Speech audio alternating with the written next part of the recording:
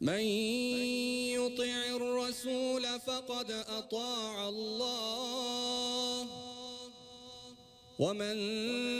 تولى فما أرسلناك عليهم حفيظا ويقولون طاعة فإذا برزوا من عندك بيت طائفة منهم غير الذي تقول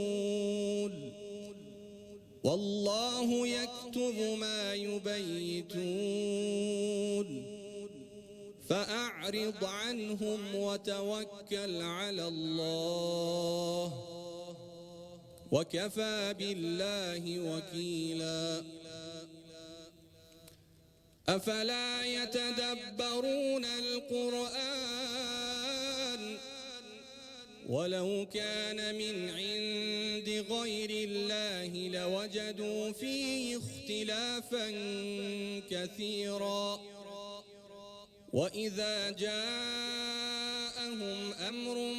من الأمن أو الخوف أذاعوا به ولو ردوه إلى الرسول وإلى أولي الأمر منهم لعلمه الذين يستنبطونه منهم ولولا فضل الله عليكم ورحمته لاتبعتم الشيطان إلا قليلا فقاتل في سبيل الله لا تكلف إلا نفسك وحرض المؤمنين عسى الله أن يكف بأس الذين كفروا والله أشد بأسا وأشد تنكيلا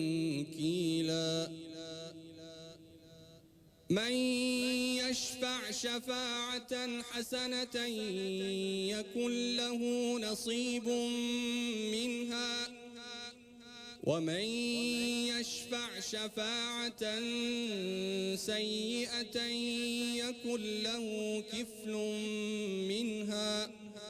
وكان الله على كل شيء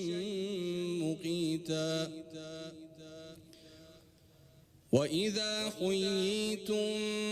بتحية فحيوا بأحسن منها أو ردوها إن الله كان على كل شيء حسيبا